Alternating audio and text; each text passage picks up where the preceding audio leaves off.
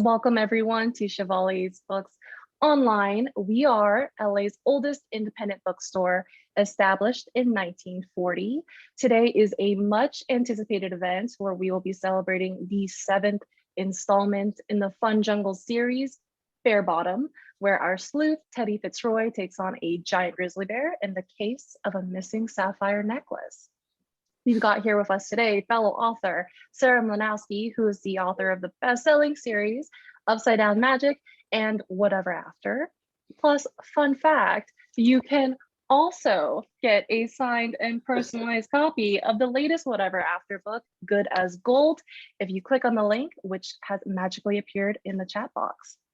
But today, Sarah's doing the very difficult job of interrogating our featured author, Stuart Gibbs. Stuart is what one might call a workaholic who has not one, not two, but 3 books coming out this year. He is the mastermind behind several beloved kids book series, including The Last Musketeer, Moonbase Alpha, Spy School, Charlie Thorne, and of course, the FunJungle series. That being said, let's go ahead and dive into it, folks. So Stuart and Sarah, if you would both please take it away. Thank you. I'm going to say right off the bat that if you're going to call me a workaholic, I'm just trying to keep up with Sarah because this is my 23rd book. But how many do you have, Sarah? I have 40 something. Yes, 40 books. 40 yes, books. But I feel like you've written all these books in the last year and a half or so. No. I'm just trying to catch you. I'm so determined. But you're right. I have 3 books out this year, but you have had 3 books out many times in a year, I think. Yes, but I mean they're about a quarter of the size of yours, though. So you definitely write more words. But congratulations on your new book.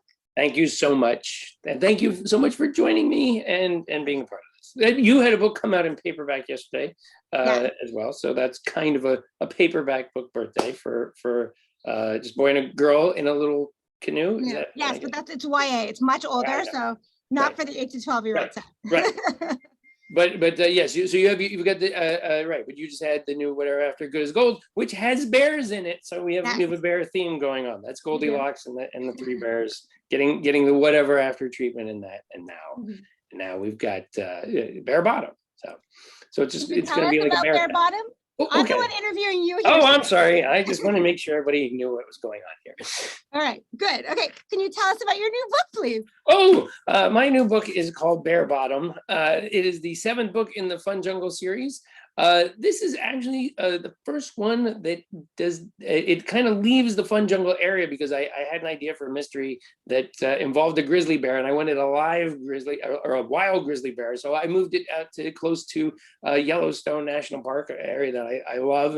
And so in this book, there's 2 mysteries that tend to happen. One is that Teddy has gone up there with his family, and so other people are staying on a ranch. And one night, a local, very large grizzly bear named Sasquatch gets into the ranch house and causes all sorts of chaos. And afterwards, when Sasquatch is gone, they discover that this very expensive sapphire necklace has vanished, and nobody knows, was it stolen? Did the bear eat it? If it did eat it, how do you get it back?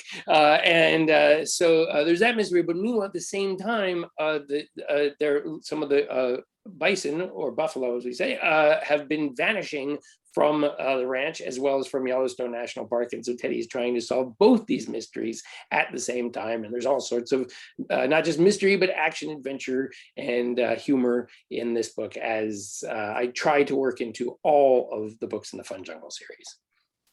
Awesome. Okay, I want to take it back a little bit. I want to know a little bit more about what you were like as a kid. Okay. Can you tell us about what elementary school Stu was like?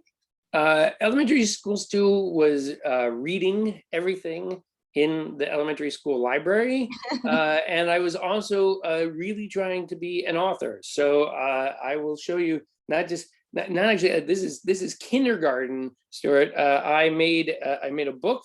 This is not the first book I wrote, but probably the first one I tried to do cover design for. So I messed it up all. So this is The Day the Dinosaurs Came Back, and it's a story about dinosaurs coming back to life.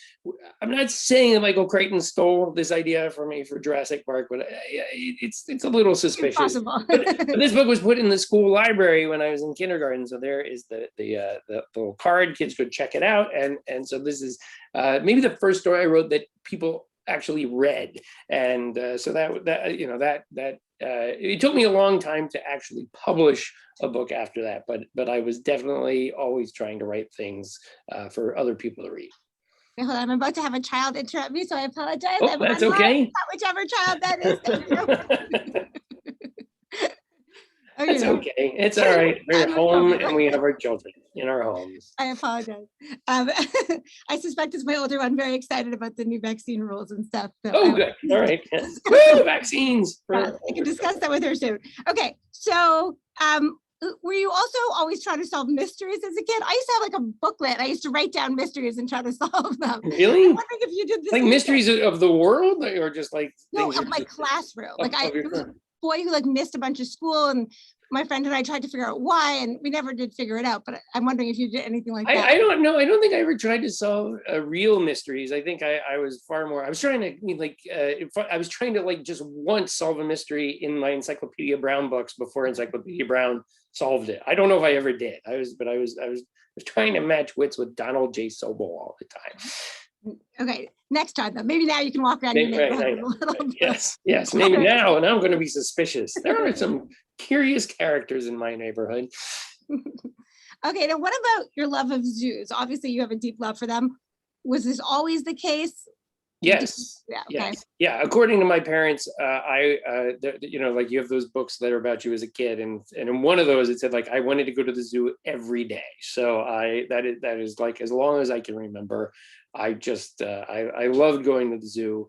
I don't know if I knew that you could go see these animals in the wild at any point. I'm not sure when that kicked in, but I just always loved animals, and it was one of those things that I thought that everybody else did. Like I really was quite far along in life where I was like, wait, not everybody likes going to the zoo. Not everybody thinks elephants are amazing. So that was just humanity. What was the first zoo you went to? Do you remember? It was probably because I was born in Philadelphia and then and was there for a couple of years. So it was probably the Philadelphia Zoo, which interestingly is also the zoo that inspired the whole FunJungle series, because when I was in college, I had moved away from Philadelphia, but I went back to Philadelphia for university, and I was studying field biology, and I did my research at the Philadelphia Zoo. I was going to the zoo anyhow, and I ended up volunteering there. And so I was at the Philadelphia Zoo a tremendous amount. And that was where I first got to see how a zoo operated behind the scenes, which ultimately led to me deciding to write a series set in a zoo. So the Philadelphia Zoo is just, as well as being the nation's first zoo, is just a very special zoo for me. Okay, and how many zoos have you been to across the country at this point? I haven't kept. I've tried to go to a lot, but I know that there are still many zoos I have not. I think if I've been to a major city in the United States, I've probably been to the zoo there. But I've actually been to 48 states, so I've been to a good number of zoos. But I know that there are still plenty more for me to get to. Have you ever been to Parc Safari in Quebec? I'm from Montreal now. I have not been to Parc Safari in Quebec. I've only been to Quebec, to that area of Canada in the winter, which, but they did used to have a little zoo in Montreal where you're from. And I know I'm talking about this because it doesn't exist anymore. They had a velodrome like for the Montreal Olympics, and they turned it into like an aquarium. There were at least penguins in there, and I went to that, and it doesn't even exist anymore. So did you ever go there? No. Yeah.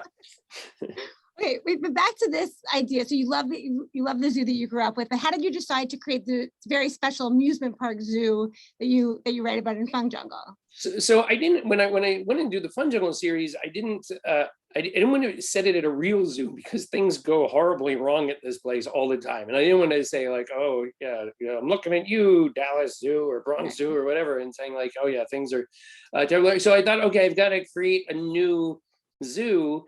And there are privately owned zoos in the country, but I wanted to make it like really big and make it a huge tourist attraction. So that I kind of hit upon this idea to combine a zoo with a theme park, which I will say, I've played around with this idea long enough that it predates Disney's Wild Animal Kingdom, which is kind of the closest place to the real thing. I remember like having this idea and then Disney saying like, we're building it. I was like, oh, they stole my idea from my mind. And I've gone there and I think it's fantastic. I think FunJungle might be even better, but you know, but I just didn't, I wanted to create a place that was sort of being driven by money at first, at least more than was being driven by the thought of animal care. So like the kind of place that would say, oh, let's make a hippopotamus our mascot, without thinking like, what is a hippopotamus actually like? And so so in Belly Up, that, you know, choosing a hippopotamus turns out to have been a very bad idea for making, because Henry is very foul-tempered and unsanitary. Okay, let's talk about bears. Speaking of, okay, woo, all right, bears. First of all, do you have any like interesting bear trivia you would like to share? What's your best piece of bear trivia? My best piece of bear trivia. Oh, you know,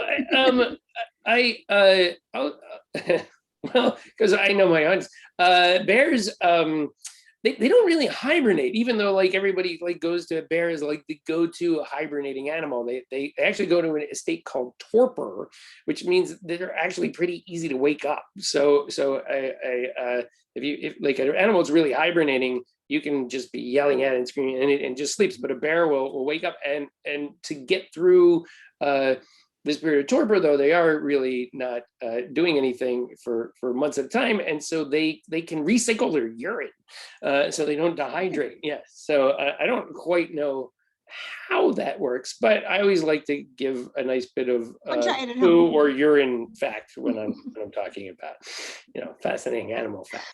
I just remembered that you were my bear person when I was writing Good as Gold, and I had bear questions. I would ask you all the bear questions because I am not an expert on animals or bears. So thank you. Is there a scene where the bears recycle their urine? No, I left that out. No.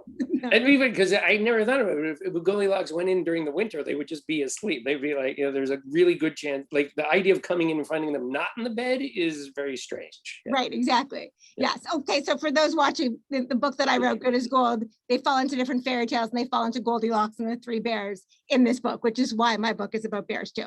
Yes. Aside for clarity. No, that's context. We need that. Okay, yeah. No, great. Yes. But back to bears. What I'd like to know is, have you seen a bear in real life? Have you ever had a scary bear encounter? Yeah, no, I've actually had quite a few. Yeah, I've run into bears many times. Sequoia National Park is not tremendously far from where we live in LA, and every time I've gone to Sequoia, I've run into a bear. And I used to go hiking by myself.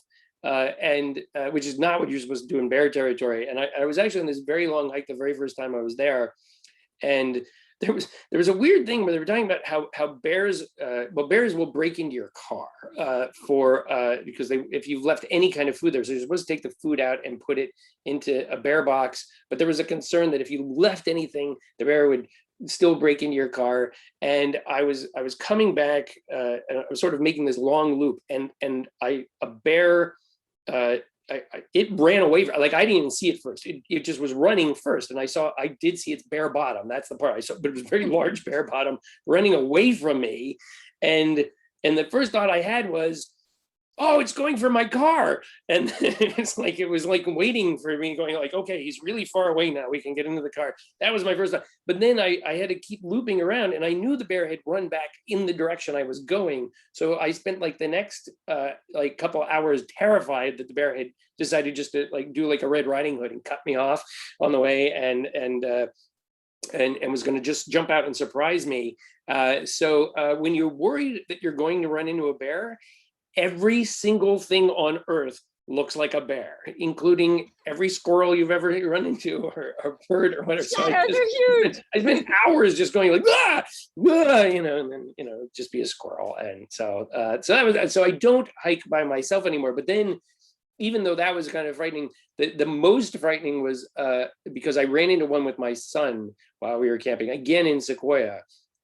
and we were walking back. We were actually pretty close to our campsite, and a little baby bear popped out of the grass in front of us, which is adorable. But then you go, Dashley even said it. He said, like, wait, where's the mom? And we turn around like 180 degrees, and mom, I remember jumping up like behind us, like coming out of the woods onto a fallen tree. And we were like, okay, we're between mom and the baby, which is the worst place you want to be with bears. And so I think, like, I'm looking around, I can't see anything we can use as a weapon. So I just start talking to mom. I'm like, the baby is there and we're not touching the baby. It's fine. We're not going. And the baby sort of walked around us. And then another baby popped up of the grass closer by, and they went around us and they joined up with mom and they just left. And because that was, the bear does not want to attack you.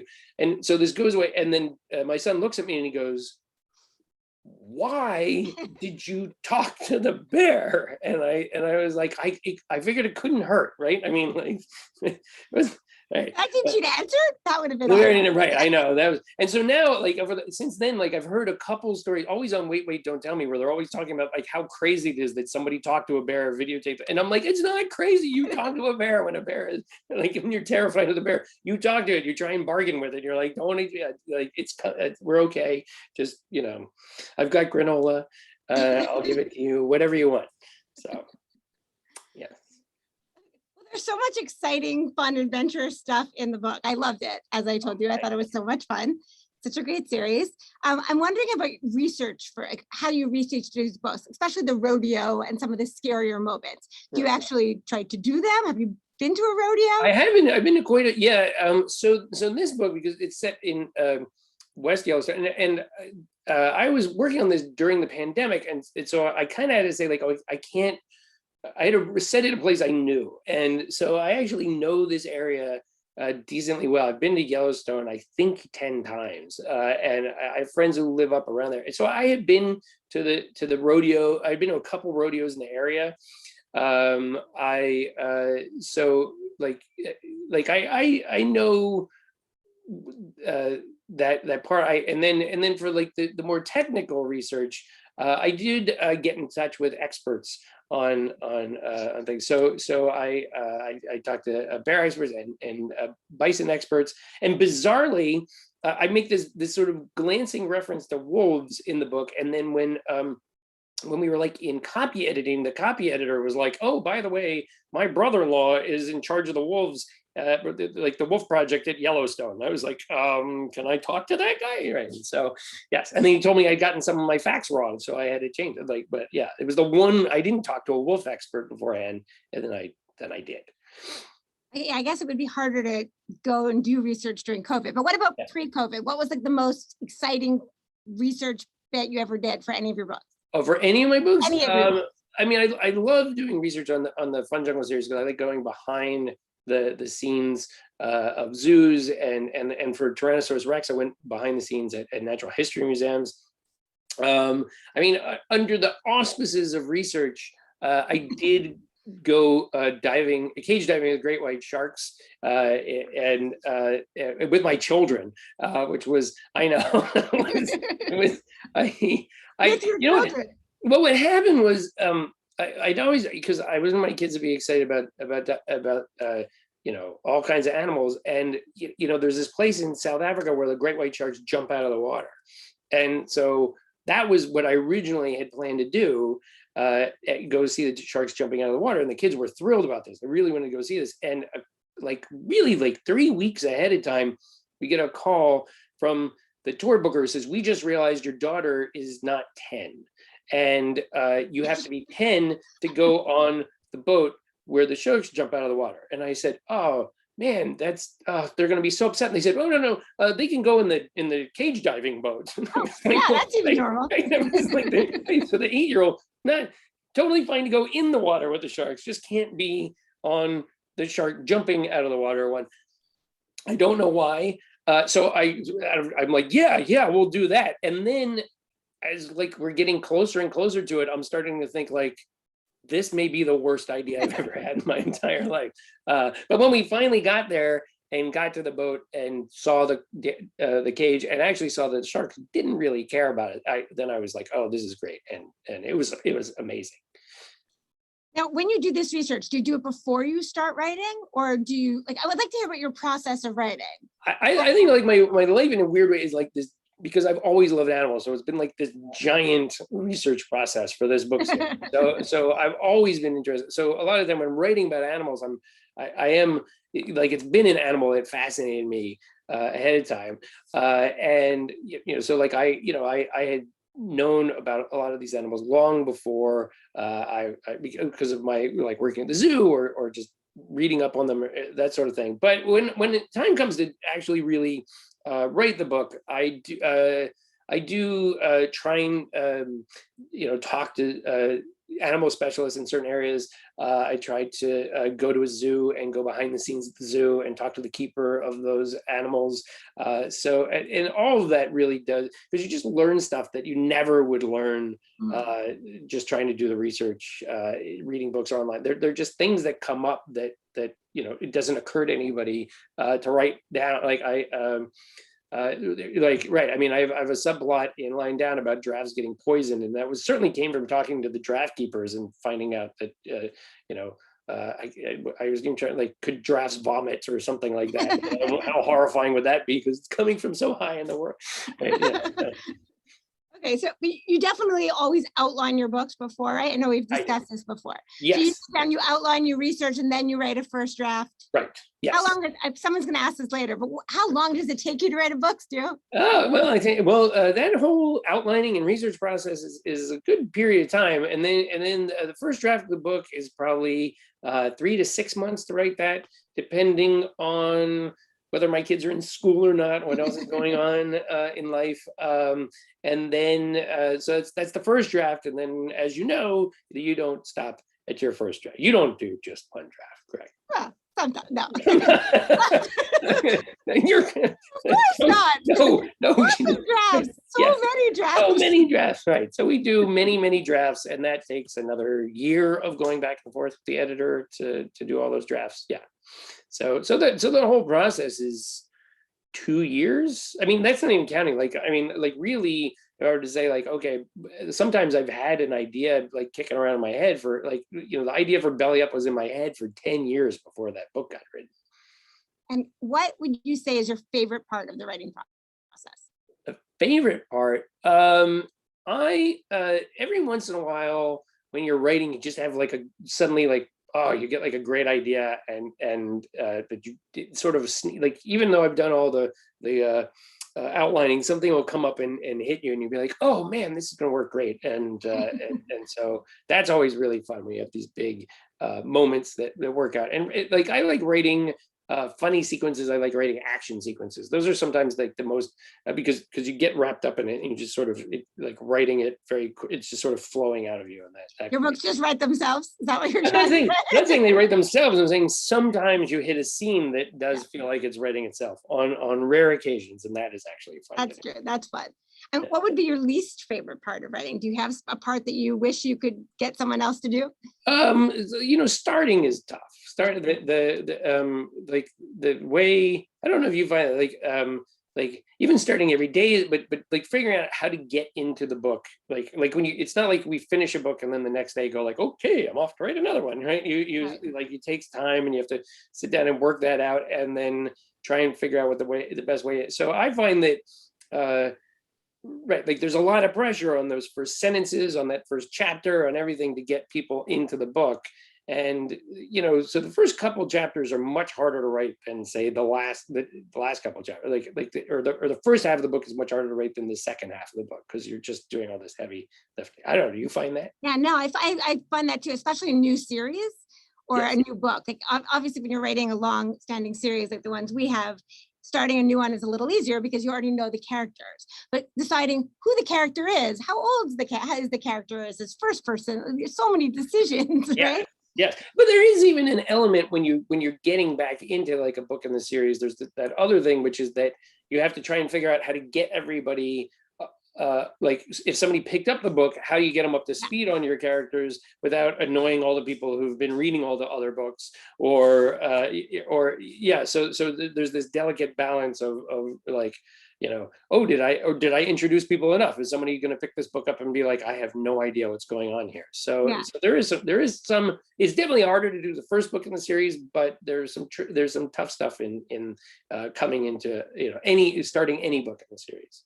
Well, I'll tell you, but I would say book 2 is really hard too, because you're trying to still figure things out and keep things fresh. Yeah. But by book 14, it's super easy. Just you wait. All right. Well, I'm halfway there. Yeah. So. Do you have any weird writing rituals that you do? I feel like whenever I talk to you about writing, you're so normal about it. So I don't know if you do.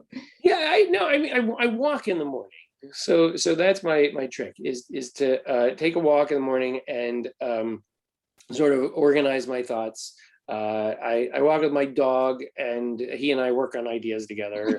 You talk to him, I guess. Yeah, I talk to him, to see what I talk to bears, I talk to dogs, you're right. Yeah. So you're just trying to say like, okay, he really doesn't come up with any, most of his ideas are like, oh, let's make it about a dog. That's really all he's got. Like, and squirrels are terrible. Don't write about squirrels. That's like what my dog is. No squirrels. They're the worst. Yeah. So this was your first series. This was your first, FunJungle was your first book that actually came out. What did you do before you were a novelist? I struggled as a novelist by being a writer. So I actually worked as a screenwriter. I was trying to publish books all through middle school and high school and college, but it didn't work. So I published, I thought maybe I could sell a screenplay instead. So I came out here to Los Angeles, and I actually managed to sell a screenplay first. And then, so I was working as a screenwriter, writing movies and developing television shows for a while, but I always wanted to try writing a novel again. And so finally, it was time to do it. Well, we're glad you did. Now, did you have any jobs before that you didn't like? What was your worst job ever? I think the biggest letdown was like when I was like, right when my parents said like, okay, it's time to go get a job. I thought, oh, there's no better job than working at an ice cream parlor. And you just get to eat ice cream. I was like, this is my dream job. And then I went to, I got a job very quickly at an ice cream parlor. They made me the dishwasher, which was right. So you weren't scooping ice cream. It was very, it was not fun to be the dishwasher. Ice cream, like most stuff in an ice cream parlor, very adhesive. Lots of caramel and marshmallow fluff and chocolate sauce, and they do mess up ice cream and come back and be like, oh, we have a sundae, you can eat it, and that's great. And the first day I got like 2 sundaes in 8 hours, and then you start going like, this is a lot of ice cream. So I didn't last very long at that job. I think I was there a week, and then I was like, nope, I'm gonna do something else. Back to mystery writing for a sec, because I'm fascinated by how you write mysteries, because I do not, and I want to understand how your brain works when you're writing them. Do you like come up with the crime first, or do you think of the villain first, or does it depend on the book? No, I usually come with the crime first, and so I'll say like in Bare Bottom here, what actually I wanted to do what is kind of known as a locked room mystery, which is a classic mystery where there's a room and a crime occurs in the room, but there's no way anybody could have gotten into the room. Okay. And so I thought I'll do a locked room mystery, but I'm gonna throw a curveball in there and involve a bear, and so. So the bear gets into the room, and then the necklace is gone, but something could have, but if anybody got in before the bear, then they would have had to get in into this locked room. And I was just kind of fast, like I'd never done a mystery like that, and I wanted to do that. So I really started from that. And most others, you really do say like, okay, what's a crime I could do? And our dear friend James Ponte, who also writes mysteries, James often says, I'm just going to steal this from him. He says, like, you have to think like a criminal. So you come up with this crime, and then you start working out how would you pull the crime off, which often means that you're asking questions that are making people very suspicious. Probably the worst was when I was doing Poached, where somebody steals a koala. I thought it was going to be a koala. I wasn't quite sure, but that's what you really are at the zoo going like, does a koala fit in a backpack? Is it that big? Can you how much does it weigh? Can you carry it out? And they're like, why are you asking us how to steal a koala bear? So yeah, so there's many things along those lines that you can sort of. You have to be very cautious about all the questions you're asking, and then, but yeah, so you start working this out and say, okay, how would somebody pull off the crime? That sort of leads you to who the bad guy is, and then you have to figure out, like, you almost work in reverse. Like, okay, what are the clues that they're going to leave behind, and how's Teddy going to come across all these clues, and how's he going to put it together? And then you start working in all your red herrings, which are the misleads, and you want. I did figure out when I was writing Belly Up right off the bat that the more potential suspects you can throw in, the better. So right, like any Scooby-Doo episode, it was not very hard to figure out because there were only two suspects. There was the mean old guy who lived down the street and Shaggy's uncle, right? I mean, Shaggy had thousands of cousins there, and so you're like, oh, it's the mean guy, but if you have 42 possible people, then it's much harder to solve the crime. That's true. I also noticed when I'm reading your books, they're very fast paced and they're almost unputdownable. And I'm wondering, from a technical perspective, what tricks do you use to increase suspense? I was saying one of them, when I was just starting out, there was this series called Harry Potter. I don't know if you or any of our. I may have heard of it. Have you heard of this thing? I think it's going to do okay. Now it was doing very well. It was ridiculously successful even back then. I think it had only sold like 2 billion books at the time. Now everybody on Earth has a copy. But I was but if you really think about it, most of the Harry Potter stories are mysteries, and J.K. Rowling is actually a great mystery, which is not a surprise. She's gone off to write mysteries for adults now after she did that. And so I was sort of looking like how work. Well, one of the things was to end every chapter on a cliffhanger. Which it sort of helps. You really want people to be like, the worst place you could finish is at the end of a chapter, right? That's the lot. You just want people to finish the chapter and say, well, good night, kids, and the kids go, no. That's what we're trying to do. But then I noticed J.K. Rowling would do stuff about every time Harry was about to get an important piece of information, something would come up and the person would be like, well, I gotta go deal with a werewolf or whatever, and then oh, that's a good trick, is just never just keep sort of delaying the discovery of things. So but I mean, I didn't just read hers. I've read lots and lots of other people's mysteries, and just to look and see how they do it, and I just steal all their ideas. I might have developed it myself. Well, it's working out great. So yeah, thanks. Can you tell us what's up next for Teddy? Okay, so it's going to be a little while for Teddy. So I'm just sort of working on what the new ideas are. I'm getting a lot of a lot of my readers have been writing me saying it would be great if you could do something involving a marine animal of some sort. And I mean, I've had dolphins and sharks in the books, but maybe there's a way to do something involving a sort of a crime at sea or something like that. So I don't know. That's where I'm starting to play around. I'm getting the beginnings of some ideas, but sadly it'll be a bit until the next FunJungle comes out. Another shark diving trip, then, you think? I don't know. I think because I did sharks, I don't know, but I might have to go do some more research. I don't know. It's fun to go with the sharks. I've been shark diving too, Have you? My goodness. Where? Not in the cage, but I have gone shark diving. Wait, without the cage? Without the cage. That's actually much braver. I would not have gone in without the cage. They weren't scary. They just circle you. Yeah, I don't know. It's fun. Oh. Kind of sharks. Oh no, Sarah just cut out there for a second. I'm here. Oh no, wait, you're back. Oh, there you are. Okay, wait, good. were they little? They were scary sharks. I don't know. Scary sharks. Yeah. I was there was as scary as that was. There was another time where I was snorkeling in Hawaii, and I just sort of looked to my side and saw a shark, and it freaked me out.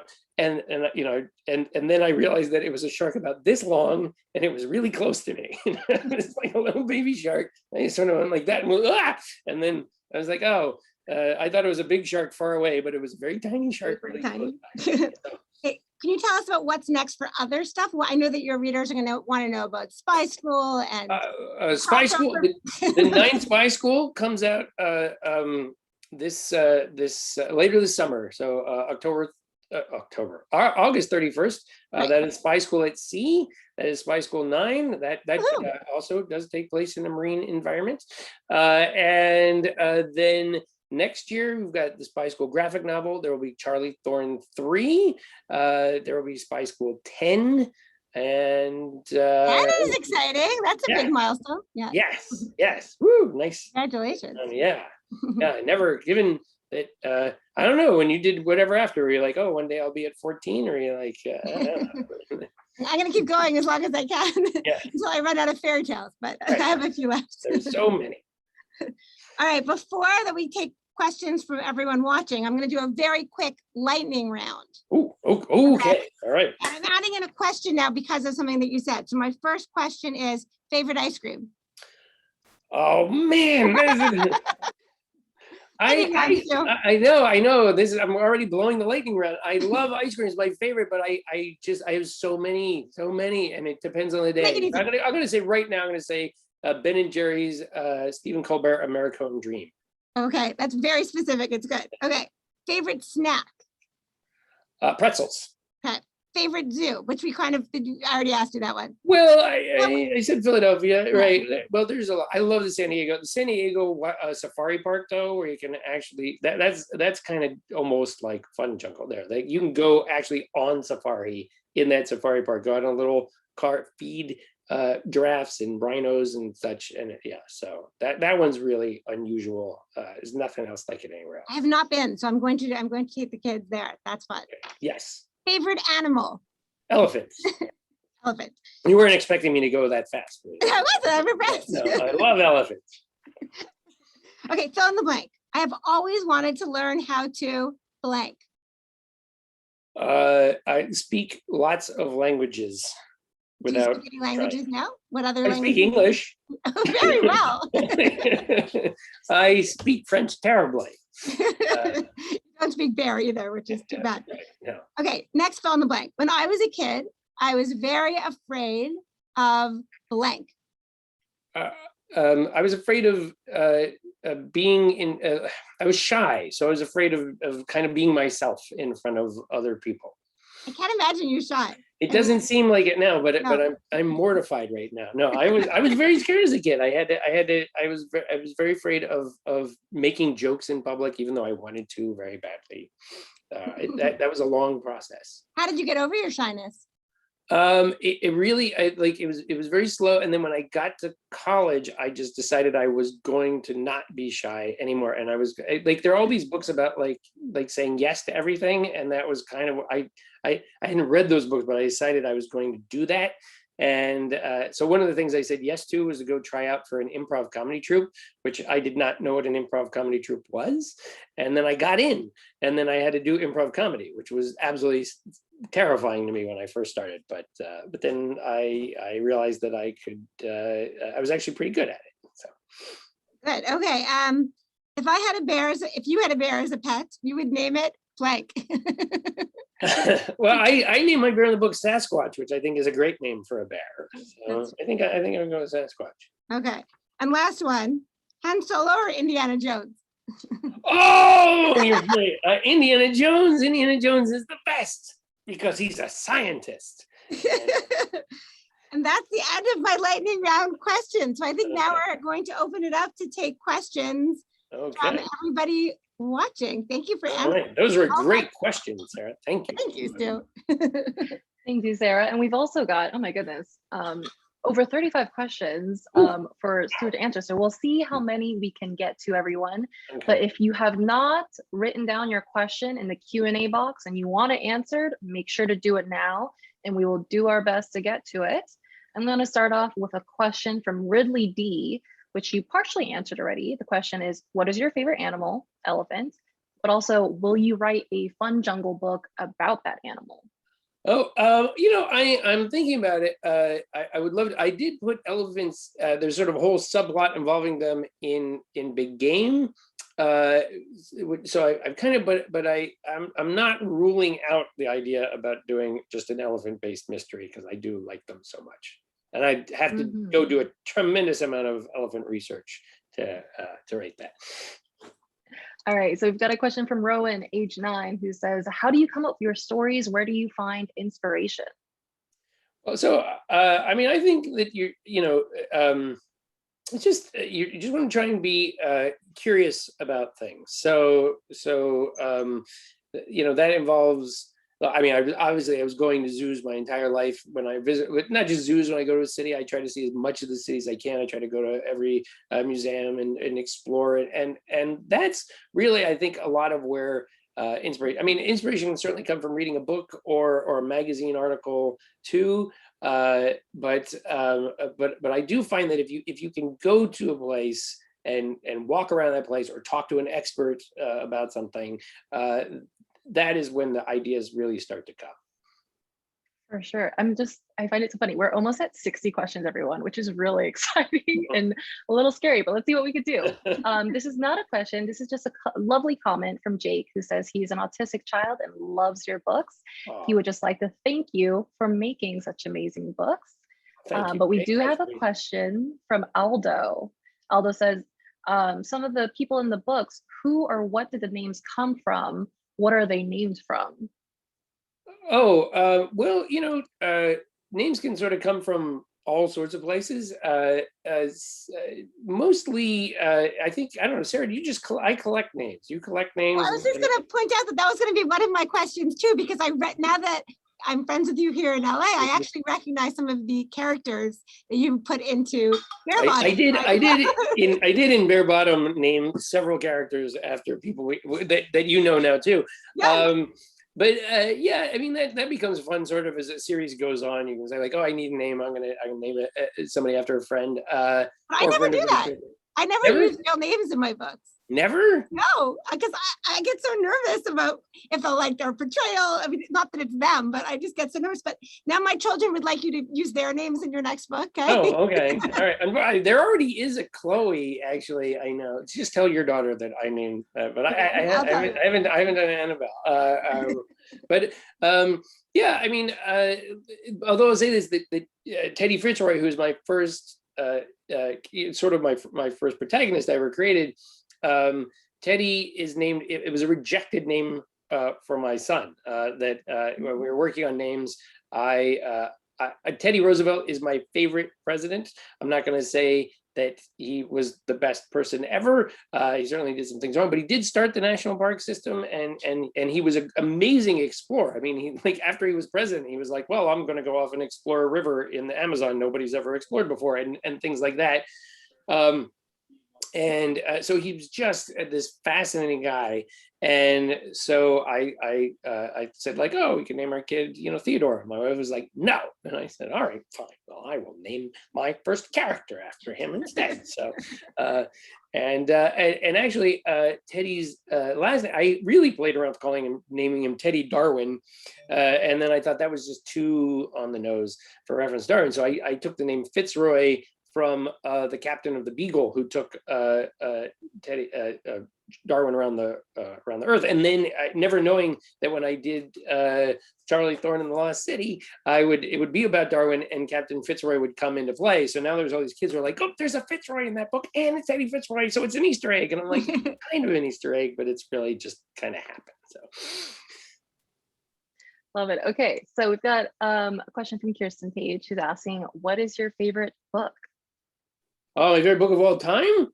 I happen to have a copy of one of my favorite books of all time right here, The West End Game by Ellen Raskin, which this is my original copy, which I had to tape up just the other day because finally the cover started coming up. But this is like just one of the great mysteries of all time, and I reread. I don't know, Sarah, do you have a favorite book sitting right around you? I do not. I do not. Do you want to name your favorite book? Well, my favorite book growing up was written by a friend of ours, Gordon Corman. Oh! Yes, This Can't Be Happening, McDonald Hall, which I actually I did not keep my old copy, but I just purchased one to have it for OMG, for a book festival that that's this weekend. But he wrote his first book when he was 12. So for all of you guys wanting to get published, it's totally possible. We love Gordon. Gordon's a lovely man. I was trying to publish when I was 12, and it didn't work. It didn't work out. So No. it doesn't mean it won't work out for everybody. I guess we could say, well, Gordon did it, so how good do you have to be, right? But for most of you who are aspiring writers, keep trying, keep writing. You will get rejection letters. It's okay.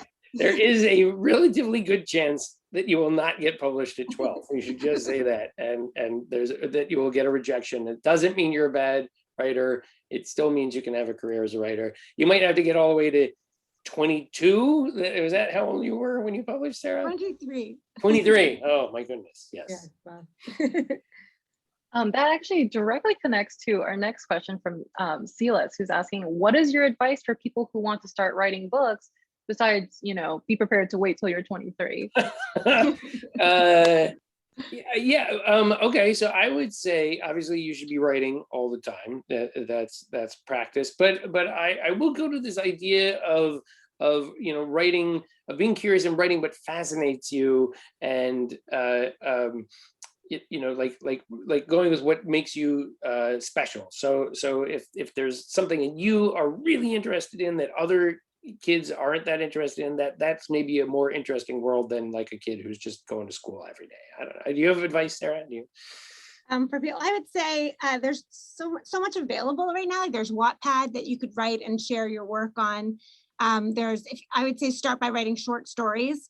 I know that my first short story was published by a small a collection that my library did in Montreal, and so I would look for publications that actually publish student work and send stuff to them, and to start small. You don't have to sit down and write a novel right now. You could publish in a small collection. If your community doesn't have a collection, then be the one who starts the collection.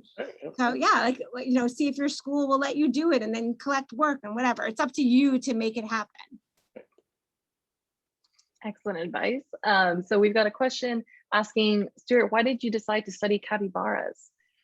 Oh, I studied capybaras. It was just a fluke, really. We had to go to the zoo and pick an animal, and everybody, most people were picking monkeys, in part because some of our research was in the winter, and at least you got to go indoors inside the small primate house to research monkeys. But capybaras had just shown up at the zoo, and I didn't know anything about them, and this was before the internet, so it wasn't so easy to find stuff about them. And so my brilliant thought was, if I study something that there's not very much information about, my professor will have to give me a good grade, because how will he know if I'm right or wrong? And the weird thing was, the reason we couldn't find any information was because there wasn't any information. There was no information about the capybara in English at all. And so it turned out that when I was making my observations, my professor was like, I think you're making observations that haven't been documented before. And so I got to be an expert on the capybara by accident. Love it. We've got a question from Cooper who says, how long does it take you, Stuart, to write a book? And I'm sure, Sarah, please also tell us how long it takes you. We were talking about it, right? It really is like 6 months of that first draft and another year for all those additional drafts. So Sarah, how about you? Yeah, it's about the same thing. And one thing that people don't realize is that, like, people always say, well, why can't your book come out tomorrow? Like, if you've already finished it. The whole publishing process takes so long. They have to design the cover, they have to design the pages, and then they get sent to us like 3-4 months after our last draft, and then we go over it and send our notes back, and it goes back and forth many, many times. So it's not just us holding up the process. Yes, right. Yes, but that allows you to go, because when it's going back and forth, then we're doing other books. We're writing other books. That's how we can do more than one book at the same time. Exactly, because we have large breaks in time before we get the next set of page proofs where we write our other books. Yeah. So this is somewhat related, and I've heard this question asked to Stuart over several years, which is there going to be another Moonbase Alpha book? Not at the moment, no. So yeah, it was. I know it was. Look, it was a very hard decision to end that series. And when I started it, I thought it was going to maybe be my series that went on forever. But I in my attempt to, Moonbase Alpha takes place in the first Moonbase in the year 2041, which when I started the series was pretty far away. Now it's 20 years away. And I was really trying to be as realistic as possible about what life would be like on the moon in 20 years. And I made it really limited and more limited than I realized. So the moon base is small. There's not very many places for them to go. And then the real sort of discovery to me was that going out on the surface of the moon was always the same, no matter where you went on the moon. I couldn't change it. It was always just moon dust and people in spacesuits. And whereas, if you go 10 miles from your house, wherever you are, you're going to get to a whole new community, a whole new section of the world, a whole new ecosystem, right? That doesn't happen on the moon. Wherever you go on the moon, it's just moon. And I realized it was going to start feeling really repetitive, as opposed to the FunJungle series, where I could say, oh, I'm going to take them away from FunJungle and take them out to Yellowstone, and that'll be a whole different world. I can do that with Spy School or FunJungle or Charlie Thorne, but I can't do that with the Moonbase Alpha series. I think you just broke many hearts. I'm sorry. I was not. Look, nobody is more upset that the series isn't going on than me, really. Okay, so we've got a question from Jason Gasper, who says, was the bear scene in Spy Camp based off of any of your bear encounters? Oh, right, yeah. So this is not the first time I wrote about bears, right? I had in Spy Camp, they run into a bear and things kind of go wrong. Yeah, I mean, it definitely was. It's not a real scene, but it's based upon knowing what happens and what you feel like when you run into a bear. And as I've said, I've run into bears quite a few times. It's not always terrifying. Sometimes it's very adorable and you just see a bear and it doesn't really care about you. That scene was based on kind of real life. Mm-hmm. Okay, so we've got a question from Luke. I'm going to tack on another question from an anonymous person. The first question from Luke is, how many books do you plan to keep on writing? And the other question is, do you have a favorite series? I don't have a favorite series of my own. I mean, I love writing 3 series because I like all of them. If I didn't like writing them, I wouldn't write all of them. In general, I don't know how many books there will be in any of my series. I love writing. I love the fact that people want to read. I can't believe I get to keep writing books and have people read them. I don't know. It's hard to say. Like with Moonbase Alpha, I was like, I got to a certain point, I was like, okay, this series is 3 books. You just don't really know what a series is going to be or when it's going to be time to end it until you realize it's time to end it. So I can't really speak to how many books there will be in general for me as an author or just in any series at all. All right, so here's a question from Mapu, who says, what was the hardest series to write? And another question, is there a character that you least like, or maybe it's just the hardest to write that character? Oh, that is a new. I usually don't get the character I least like. The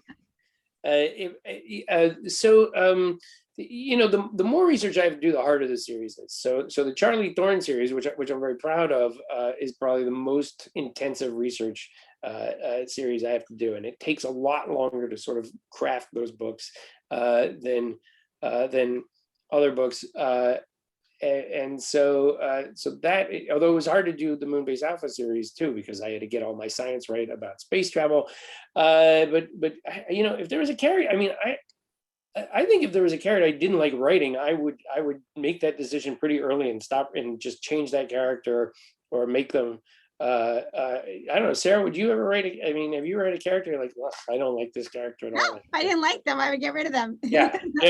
That's the great thing as an author. You don't have to do anything that you don't want to do, really. If you really said to yourself, I don't want to write this book, you can call up the publisher and be like, I don't want to write this book. Right? I changed my mind. I'm going to write about something else. I have a feeling that this. I'm sorry. I was wondering if, Stu, for your main characters, is there one that comes most easiest to you when you're writing?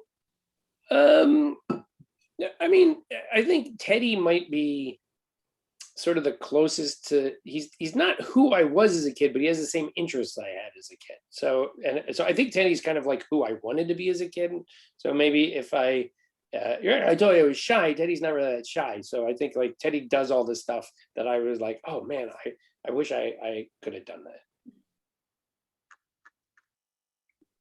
Okay, so I have a feeling a lot of people have this question. It's from Ella, who says, have you ever thought about doing a crossover series? You mean between FunJungle and Whatever After? Are we doing that? No, please let my character respond to FunJungle.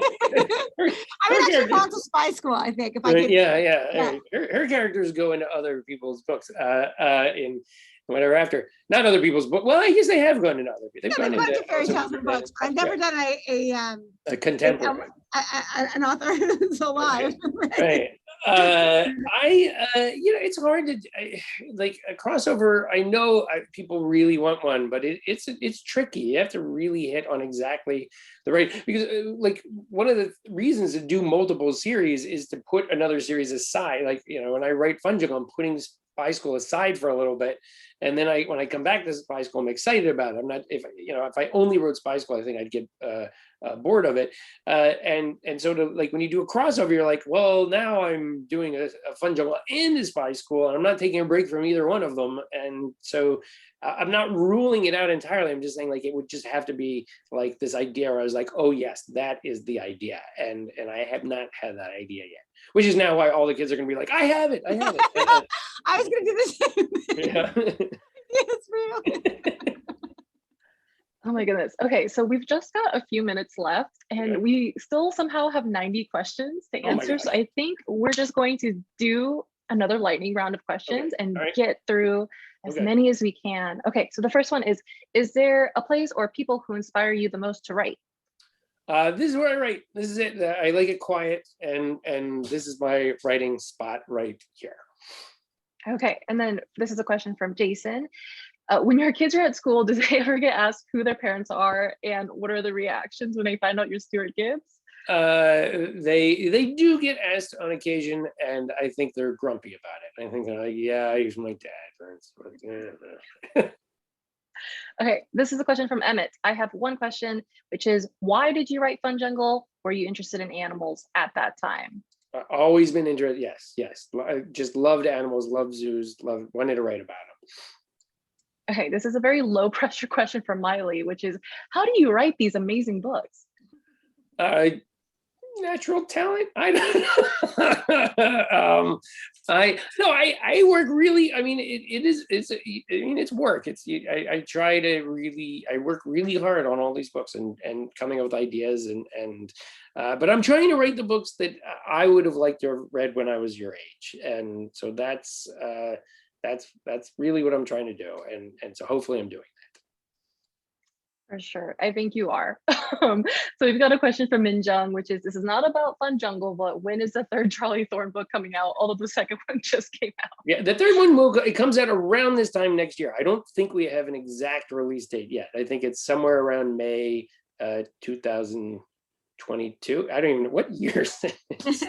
2022. Yes, that's when it'll be out. Yeah, so you got to wait a year for it. Okay, and what is your favorite book of all time that you have written? Oh yeah, see, this is the tricky one. It's hard to say what. I don't care if you guys have a favorite of mine. I don't know, Sarah, do you? It's like when we have to judge, because we just put so much time and energy into all of our books. So how do you pick? It's like saying which of your kids is your favorite kid, right? I almost snuck who's your favorite child into my life. The answer is that it depends on the day, right? And today it's bare bottom, right? Today bare bottom. Bare bottom is the right answer. Right, yes. Bare bottom is the best book I ever wrote. It's great. Buy it now and get it from Chevalier's, because it's even better then. Well, it's signed then, right? Yes, it is signed. If you get it from Chevalier's, it is signed and personalized to you. Yes. Ooh. Okay, so I'm gonna do one last question. I'm so sorry, everyone, if we didn't get to your question. But thank you, of course, for joining us. This is a very important question, which I'm also very curious about. It's from Daniel, who says, what is the teddy bear's name in the background? I don't know. And teddy bear, my I found in my daughter's room beforehand, and I put that bear there. Actually, I just blew the answer. I should have been like, "There's a bear behind me." I messed that up. Yeah, let's call that teddy bear Sasquatch there. I don't look, if I did not answer your question, you can still get your question answered. I do a website, stuartgibbs.com. There's a frequently asked questions page there. And then there's an email at the bottom of that page. If you cannot find the answer to your question anywhere on that page, you can write to me and I will do my best to answer you as quickly as I can, which may be a couple of days. Okay, for And sure. Sarah has you guys that too, right? You've got questions. I do. I Sarah can answer any of your questions about me as well. You can just send the questions to Stu to me and I'll make sure. No, don't write to Sarah about me. You can ask me questions about Sarah. Maybe I can answer. let's just 40 agree to send 40 questions bucks. about each other to the other Yes. person. Stu's actually much better at responding to people. So just send all my questions. Well, we've never gone on tour together, but sometimes when you go on tour with another author, by the end of it, you're like, we could switch. We could actually lie and say we're the other one and just answer the questions, do each other's presentation. True. I don't think I could pass myself off as Sarah, though. Put on a wig. Yeah. You know, right? I would love to see Stuart in a wig. But in any case, you guys, it's been an hour. Thank you so much, both Stuart Gibbs and Sarah Mlynowski, for your energy, for your time, for answering all of those questions. Before I end the meeting, everyone, I am once again going to tell you that if you want a signed and personalized copy of Bare Bottom or a signed and personalized copy of Good as Gold, they are still available. You can still get them at chevaliesbooks.com or on those links, which I've dropped into the chat box. And like Sarah Sarah's mentioned, got a book coming out in 2 weeks. I do actually. I have another Upsidedown Magic called Night Owl that I'm happy to sign and personalize as well. Come drive over to the store. I forgot. Oh, don't forget. We've got books coming out like crazy here. So yes, please guys, support Chevaliers, support your local independent bookstores, or else you do not have local independent bookstores. So it doesn't matter where you are we don't know where you're tuned in from, but you can still get your books from Chevaliers right now, and we will get those personalized, and they will get them to you. that we will. All right, thanks Sarah, thanks Stuart, thanks everyone wherever you are. We will see you later, and enjoy Bare Bottom and Good as Gold. Take care, everyone. Thanks so much. Thank you, Sarah. Happy Pub Week, Stu. Thank you.